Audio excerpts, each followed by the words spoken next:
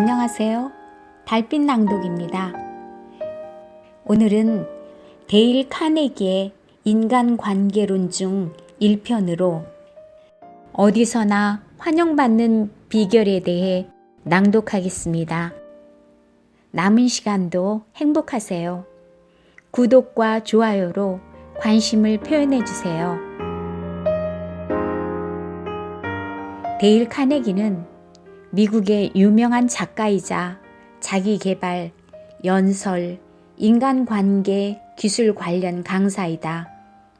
미주리주 메리빌의 가난한 농가에서 태어났으며 위런버그 주립사범대학을 졸업한 뒤 네브래스카에서 교사, 세일즈맨 등으로 사회생활을 시작했다.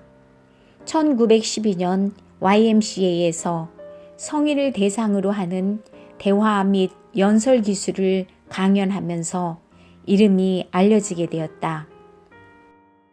오늘 낭독할 데일 카네기의 인간관계론은 1936년에 처음 출간된 이래 지금까지 약 80여 년 동안 베스트셀러이며 인간관계에 관한 바이블이라고까지 칭송받는 책이다.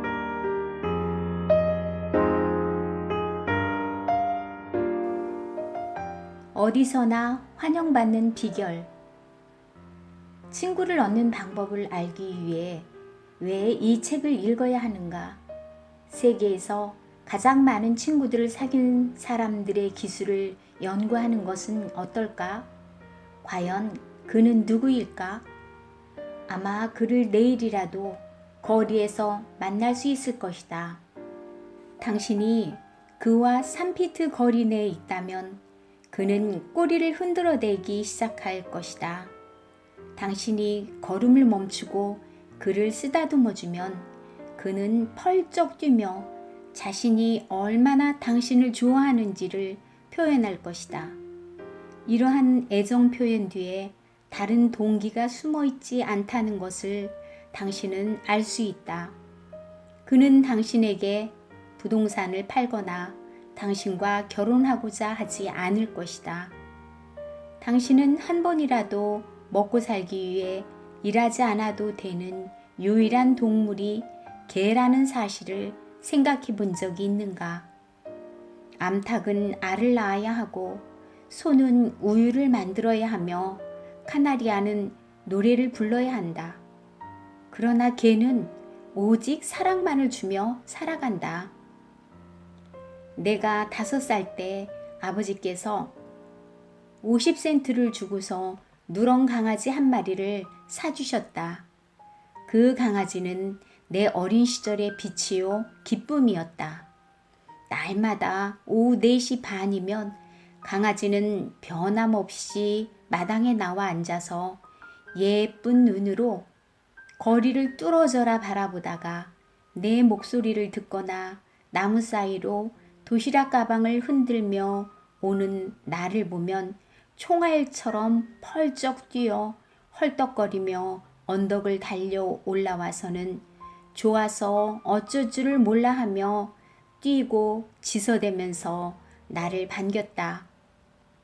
그 강아지 티피는 5년 동안 변함없는 나의 친구였다. 그러다가 결코 잊지 못할 그 슬픈 날 밤에 내가 보는 앞에서 나와 10피트도 떨어지지 않은 곳에서 벼락을 맞아 죽었다. 티피의 죽음은 내가 소년 시절에 겪은 가장 큰 비극이었다. 티피야, 너는 심리학에 관한 책을 읽어본 적이 없을 거야. 그게 필요하지도 않았겠지. 본능적으로 너는 다른 사람들이 내게 관심을 갖도록 애를 써서 2년 동안 사귈 수 있는 것보다 내가 다른 사람들에게 진심으로 관심을 가짐으로써 2달 만에 더 많은 친구들을 사귈 수 있다는 것을 알고 있었지. 다시 한번 말해볼게. 다른 사람들이 내게 관심을 갖도록 애를 써서 2년 동안 사귈 수 있는 것보다 내가 다른 사람들에게 진심으로 관심을 가짐으로써 2달 만에 더 많은 친구들을 사귈 수 있었지. 그럼에도 불구하고 살아가면서 다른 사람들에게 관심을 얻으려고 이리저리 꼬리를 흔들어대며 평생 실수를 거듭하는 사람들을 우리는 알고 있단다. 물론 그런 방법은 소용이 없다. 사람들은 당신이나 내게 관심이 없다. 사람들은 그들 자신에게 관심이 있다. 그것도 하루 종일 말이다. 뉴욕 전화회사에서 사람들이 가장 많이 사용하는 단어를 알아보기 위해서 전화 통화를 자세히 연구했다. 당신도 추측할 수 있을 것이다. 그것은 1인칭 대명사 나였다. 500건의 전화 통화에서 나는 3,900번이나 사용되었다. 나가 말이다. 당신은 여러 사람들과 함께 찍은 사진을 볼 때 제일 먼저 누구를 보는가? 우리가 단순히 사람들에게 강한 인상을 주고 우리에게 관심을 갖게 하려고만 한다면 진짜 친구를 절대로 얻지 못한다. 진짜 친구는 그렇게 되는 게 아니다. 나폴레옹은 그렇게 해보았고 조세핀과 나눈 마지막 대화에서 다음과 같이 말했다. 조세핀, 나는 세상에서 그 누구보다도 운이 좋은 사람이지. 지금 내가 믿을 수 있는 사람은 오직 당신뿐이요. 역사가들은 그가 조세핀조차 진짜로 믿었는지 의심한다. 오스트리아 빈의 유명한 심리학자 알프레드 아들러는 당신에게 인생이란 무엇을 의미하는가? 라는 책을 썼다. 그 책에서 그는 다음과 같이 말했다.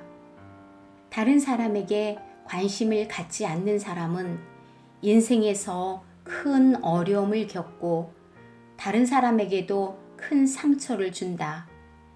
이러한 사람들에게서 인류의 모든 실패가 나온다. 심리학에 관한 두껍고 현학적인 책들을 읽어도 당신과 나에게 이보다 더 의미 있는 문장을 만나기는 어려울 것이다. 아들러의 이 말은 매우 의미 있으므로 다시 말하겠다. 다른 사람에게 관심을 갖지 않는 사람은 인생에서 큰 어려움을 겪고 다른 사람에게도 큰 상처를 준다. 이러한 사람들에게서 인류의 모든 실패가 나온다. 예전에 나는 뉴욕대학교에서 단편소설 쓰기 강의를 들은 적이 있었는데 선두적인 잡지사의 편집자가 강의를 했었다. 그는 날마다 자기 책상 위에 놓였다가 치워지는 10여 편의 소설들 중에서 아무거나 한 편을 골라 몇 달락만 읽으면 저자가 사람들을 좋아하는지 아닌지 알 수 있다고 말했다. 저자가 사람들을 좋아하지 않는다면 사람들도 그의 이야기를 좋아하지 않습니다.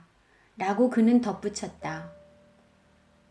이것이 소설 쓰기에서 진리라면 사람들을 직접 대하며 다루는 일에서도 확실히 진리이다. 나는 하워드 더스턴이 브로드웨이 쇼에서 마지막 공연을 하던 날 그를 만나러 분장실에 찾아갔다. 유명한 마술사였던 그는 40여 년 동안 전 세계를 돌아다니며 환상을 만들어내고 관객들을 매혹하며 깜짝 놀라게 했다. 6천만 명 이상이 그의 쇼를 보러 입장권을 샀고 그는 거의 200만 달러를 벌었다. 나는 더스틴 씨에게 성공 비결을 물었다. 그가 성공하는데 학교 교육은 확실히 아무런 상관이 없었다. 그는 아주 어릴 때 집을 나와 떠돌이 불황아가 되었다.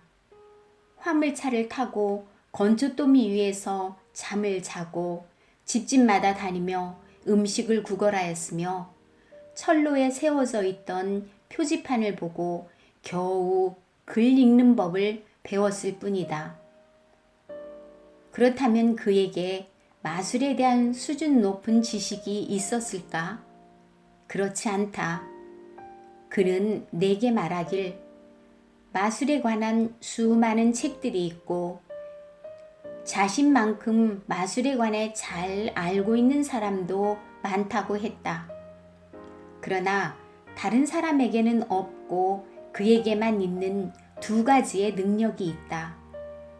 먼저 그는 자신의 개성을 무대에서 발휘할 수 있는 능력이 있었다. 그는 무대 위에서 대가였다. 그는 사람의 본성을 알았다.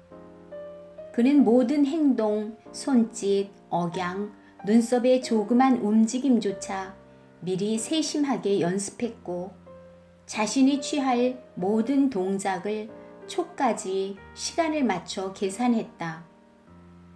여기에 더해서 그는 사람들에게 진심으로 관심을 가졌다. 그는 많은 마술사들이 관객에 대해서 다음과 같이 말했다고 했다. 밖에 수많은 촌뜨기들, 잘 속아 넘어가는 자들이 있군. 내가 저들을 확실히 속여주지. 그러나 더스틴의 태도는 완전히 달랐다. 그는 무대에 설 때마다 자신에게 이렇게 말했다고 했다. 이 사람들이 나를 보러 와줘서 감사하다. 이들 덕에 나는 유쾌하게 먹고 살 수 있다. 이들을 위해서 내가 할 수 있는 최선을 다해야지. 그는 무대에 한 발을 내딛기 전에 반드시 자신에게 이렇게 말하곤 했다고 전했다. 나는 나의 관객을 사랑한다. 나는 나의 관객을 사랑한다. 우습다고? 터무니없다고? 당신은 뭐든 당신이 원하는 대로 생각할 권리가 있다.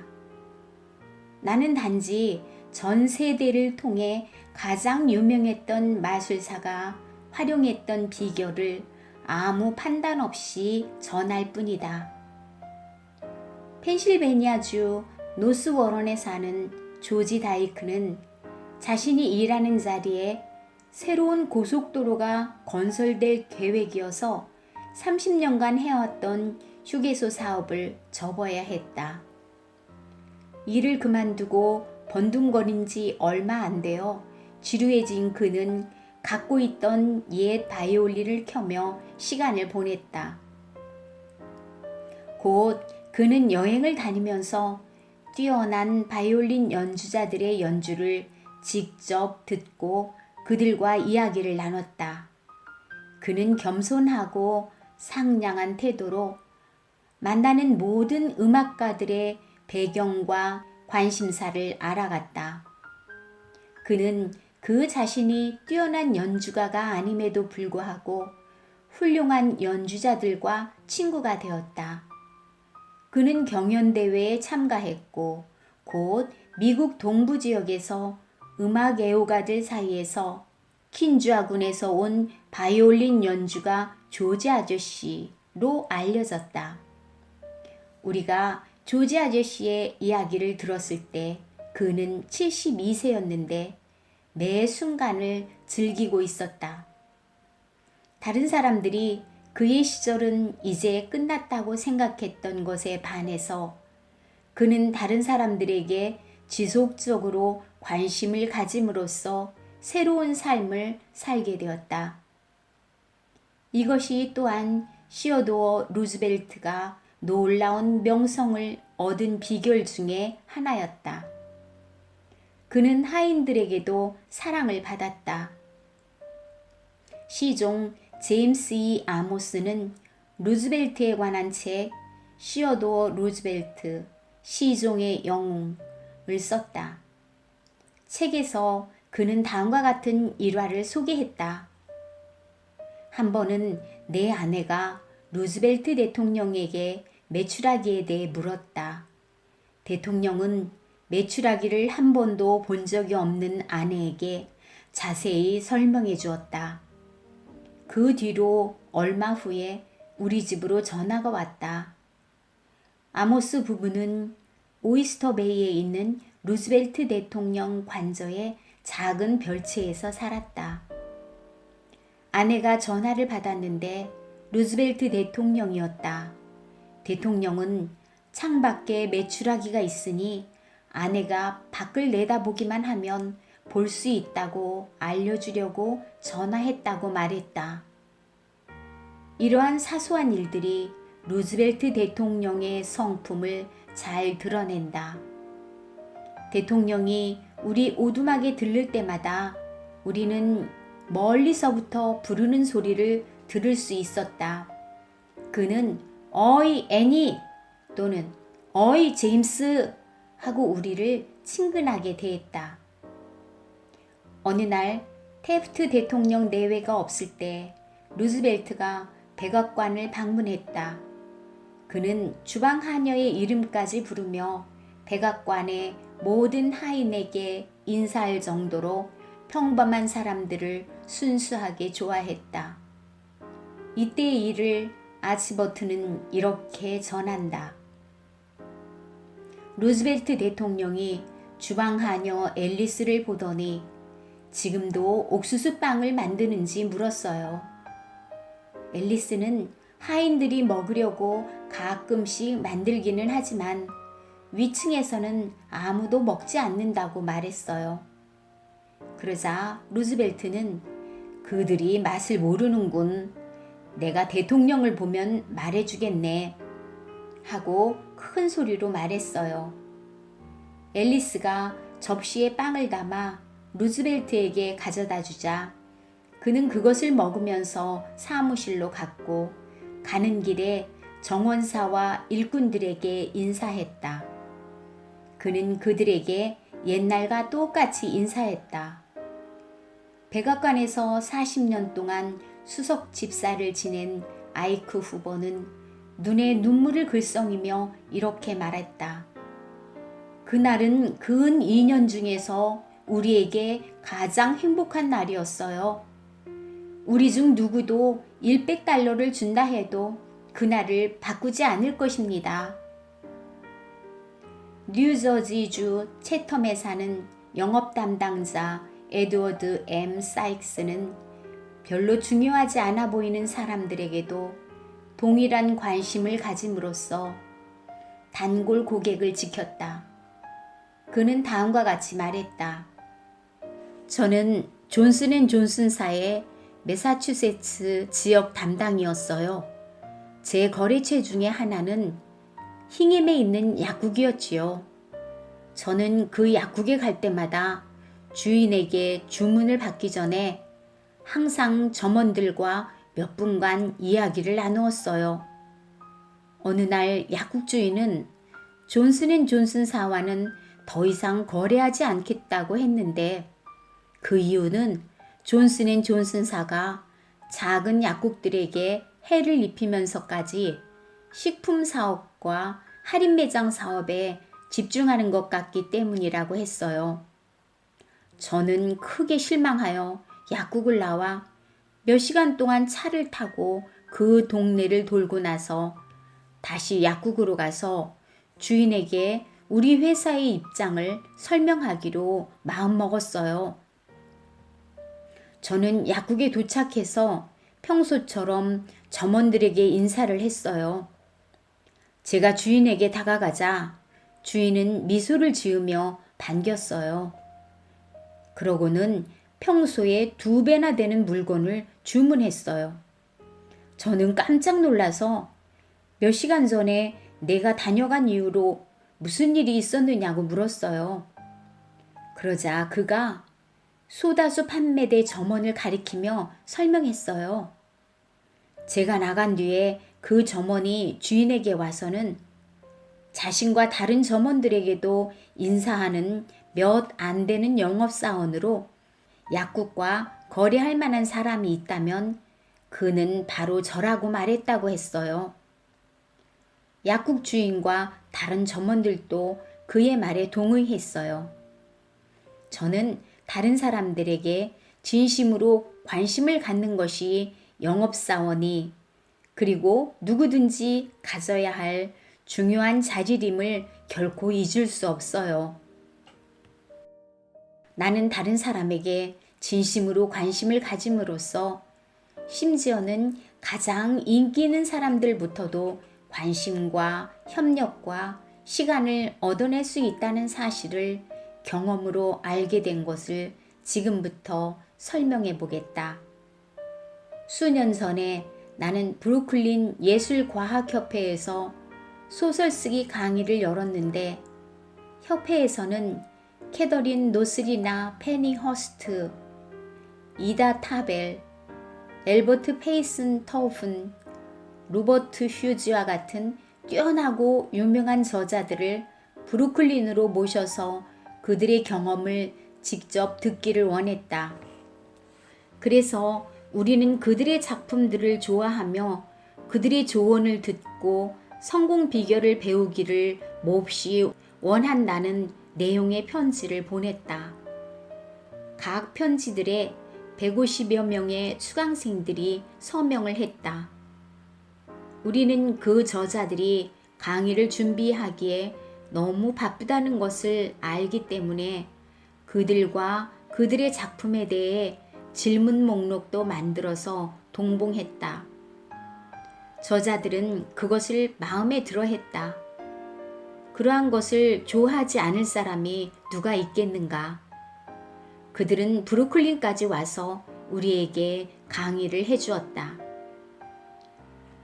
이와 같은 방법으로 나는 시어도어 루즈벨트 내각의 재무장관 레슬리 쇼, 태프트 내각의 법무장관 조지 W. 워커샴, 윌리엄 제닝스 브라이언, 프랭클린 D. 루즈벨트 등 많은 유명한 사람들을 초청해서 대중연설 강의 때 수강생들에게 도움을 주도록 했다.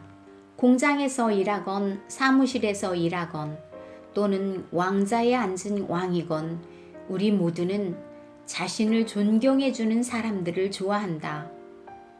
독일 황제의 예를 들어보겠다. 제1차 세계대전이 끝날 무렵에 그는 아마 세상 사람들 모두에게 가장 혹독하게 경멸을 받았을 것이다. 그가 목숨을 구하기 위해 네덜란드로 피신했을 때는 그의 조국마저 그에게 등을 돌렸다. 그를 향한 증오심이 너무 커서 수백만의 사람들이 그의 수족을 찢어 죽이거나 말뚝에 박아 화형에 처하기를 원했다. 이러한 분노의 불길 한가운데서 한 소년이 온정과 존경으로 가득한 단순하지만 진실한 편지를 한 통 써서 보냈다.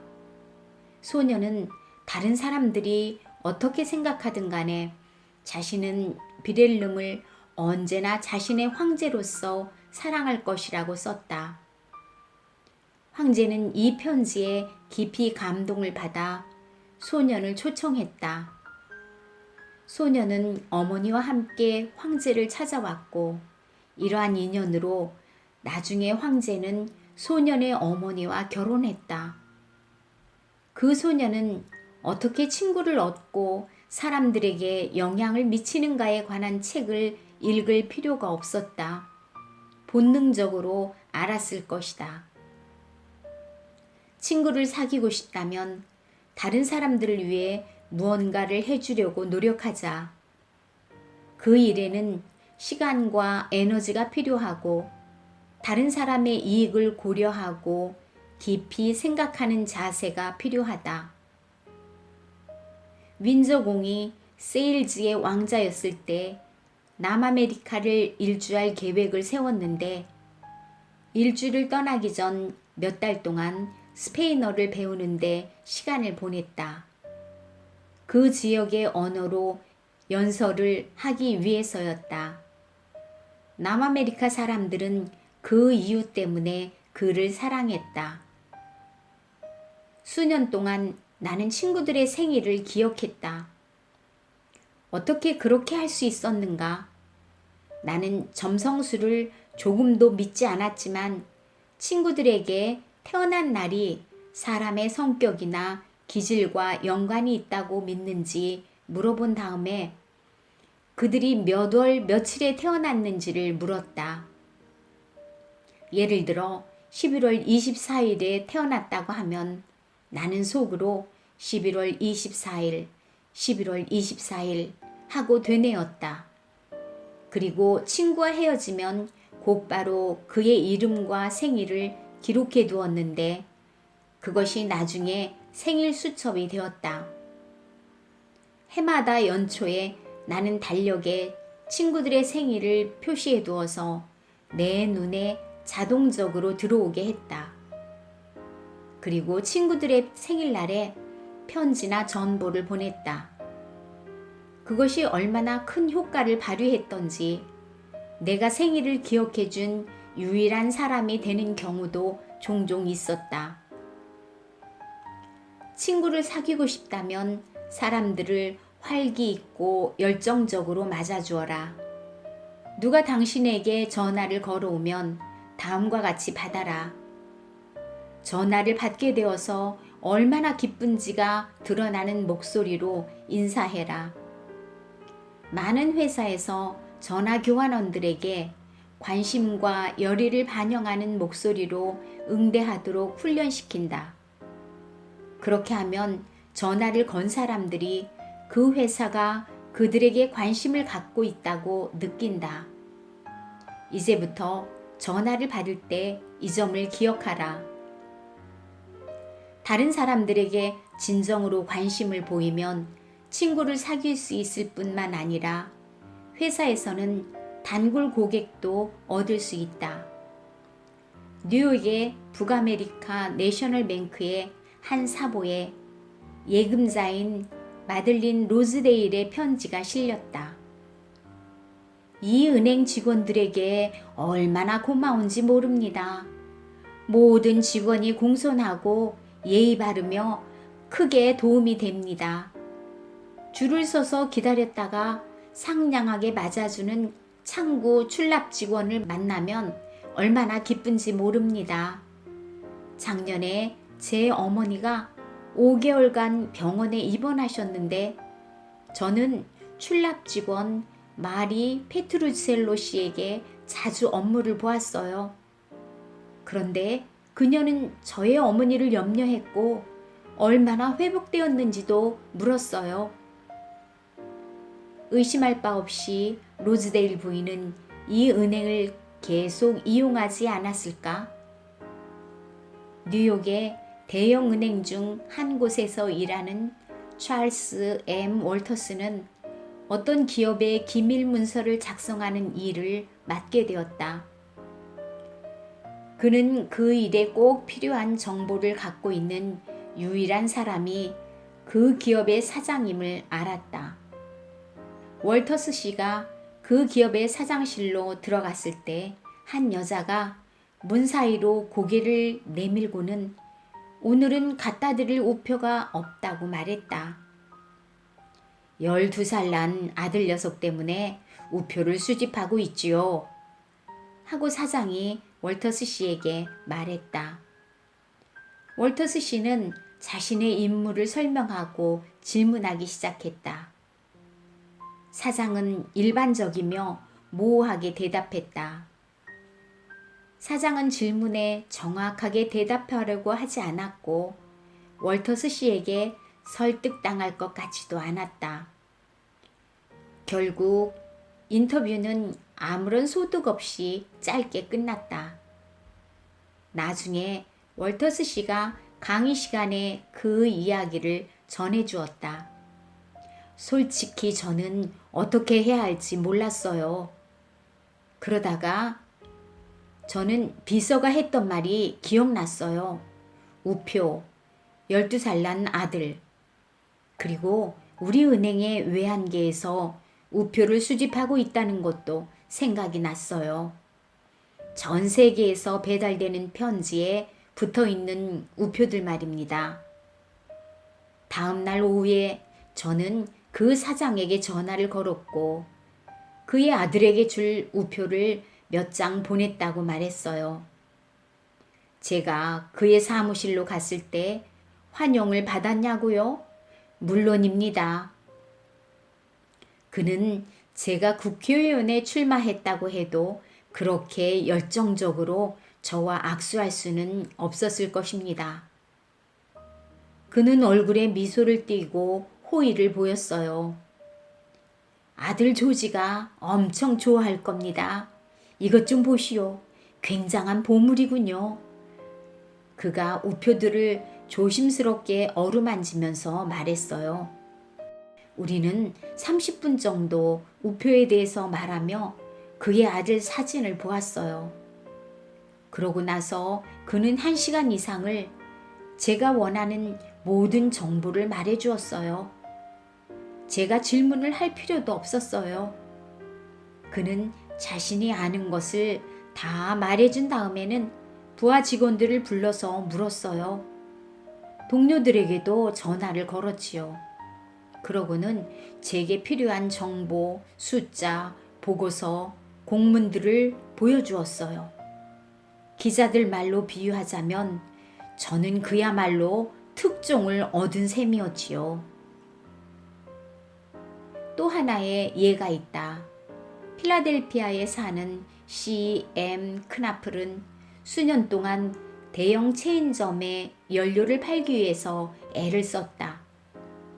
그러나 그 체인점은 계속 연료를 다른 지역에서 구입했고 연료를 실은 트럭은 보란 듯이 크나플 씨의 사무실 앞으로 지나다녔다.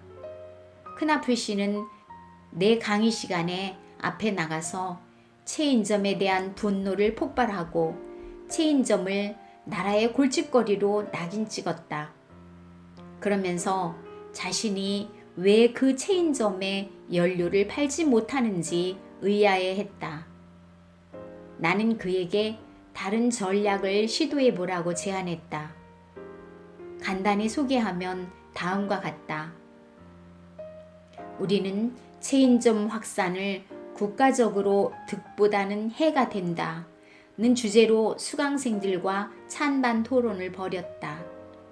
크나플 씨는 이 토론에서 체인점을 옹호하는 데 동의를 했다. 그리고는 곧장 그가 경멸했던 체인점의 경영인을 찾아가서 말했다. 이번에는 연료를 팔려고 온 게 아닙니다. 부탁드릴 게 있어서 왔습니다. 그는 강의에서 벌일 토론에 대해서 말했다. 제가 원하는 정보를 줄 수 있는 다른 분을 찾지 못해서 이곳에 도움을 청하러 왔습니다. 저는 그 토론에서 반드시 이기고 싶습니다. 당신이 뭐든 도움을 주시면 매우 감사하겠습니다. 이어서 크나플 씨가 직접 전하는 이야기를 들어보겠다. 저는 그에게 1분간 시간을 내달라고 요청했습니다. 그는 그렇게 하겠다는 조건으로 시간을 내주었어요. 제가 입장을 설명하자 그는 의자에 앉으라고 하더니 정확히 1시간 47분 동안 이야기를 했어요. 또 그는 체인점에 대해서 책을 쓴 다른 경영인에게 전화도 했고 미국 체인점 협회를 통해서 그 주제에 대한 자료를 복사해 주었어요. 그는 체인점이 사람들에게 진정한 서비스를 준다고 생각했어요. 자신이 하고 있는 체인점 사업을 자랑스러워했지요. 그것을 말하는 동안 그의 눈은 정말 빛이 났어요. 사실 제가 전에는 꿈에도 생각하지 못했던 것들에 대해서 제 눈을 열어주었고 저의 사고방식 전체를 바꾸게 했지요. 제가 떠날 때 그는 눈까지 배웅하며 제 어깨를 자기 팔로 감싸고는 토론을 잘 하기 바란다고 격려까지 했어요. 그리고 나중에 다시 들러서 토론이 어떻게 되었는지 알려달라고 했어요. 마지막으로 이렇게 덧붙였어요. 봄에 다시 와주겠소? 당신에게 연료를 주문하고 싶소. 그 말은 제게 거의 기적과 같았습니다. 제가 말을 꺼내지도 않았는데 연료를 사겠다고 그가 스스로 제안한 것이었어요. 저는 2시간 동안 그와 그 문제에 대해 진심으로 관심을 가짐으로써 10년 동안 그에게 저와 제 연료에 대해 관심을 갖게 하려고 애썼던 것보다 훨씬 더 좋은 결과를 낳은 것입니다. 크나프 씨가 새로운 진리를 발견한 것은 아니었다. 아주 오래전에 유명한 로마의 시인 퍼블릴리어스 사이러스가 다음과 같이 지적했다. 우리는 다른 사람들이 우리에게 관심을 줄 때에야 비로소 그들에게 관심을 가진다. 관심의 표현도 인간관계의 다른 모든 원칙과 마찬가지로 진실해야 한다. 관심을 표현하는 사람뿐만 아니라 받는 사람에게도 도움이 되어야 한다. 양쪽에 다 이득이 되는 양방향 길이 되어야 한다. 뉴욕주 롱아일랜드에서 나의 강의를 들은 마틴 킨즈버그는 한 간호사의 특별한 관심이 자신의 삶에 얼마나 깊이 영향을 미쳤는지를 전했다.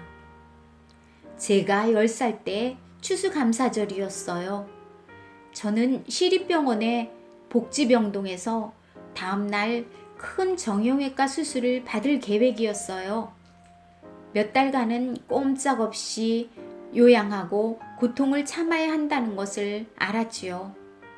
저는 아버지가 일찍 돌아가셔서 어머니와 단둘이 작은 아파트에서 살았고 생활 보조비를 받고 있었어요. 그날 어머니는 저를 보러 병원에 오실 수 없었어요. 병원에서 혼자 있던 저는 시간이 갈수록 외로움과 절망, 두려움에 사로잡혔어요.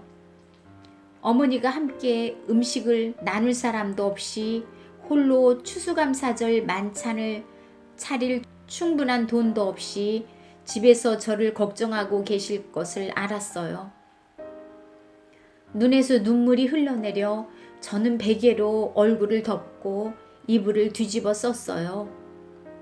저는 조용하지만 아주 비통하고 심하게 울어서 몸이 흔들렸어요. 그때 한 간호 실습생이 제가 흐느끼는 소리를 듣고 다가왔어요. 그녀는 제 얼굴에서 이불을 걷어내고 눈물을 닦아주었지요.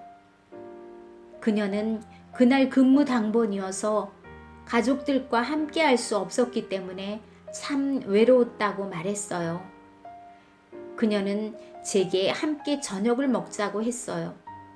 그리고는 음식을 담은 쟁반 2개를 가져왔어요. 얇게 썬 칠면조 고기, 으깬 감자, 크림베리 소스에다가 디저트로 아이스크림까지 먹었어요. 그녀는 제게 말을 걸면서 저의 두려움을 가라앉히려고 애를 썼어요. 그녀는 오후 4시까지만 근무하면 되었는데 거의 오후 11시까지 자기 시간을 내서 제 곁에 있어 주었어요. 저와 게임을 하고 얘기를 나누면서 제가 잠들 때까지 있어 주었지요. 그때 이후로 수많은 추수감사절이 오고 갔지만 저는 그 특별한 날 좌절감과 두려움, 외로움, 그리고 그 모든 것을 참아낼 수 있게 해준 낯선 간호 실습생의 따뜻한 마음과 친절을 기억하지 않고 지낸 추수감사절이 한 번도 없었어요. 다른 사람들이 당신을 좋아하게 만들고 싶다면, 진정한 친구를 사귀고 싶다면 당신 스스로를 돕는 동시에 다른 사람들을 돕고 싶다면 이 원칙을 기억하라. 사람들이 당신을 좋아하게 만드는 방법. 다른 사람들에게 진심으로 관심을 가져라.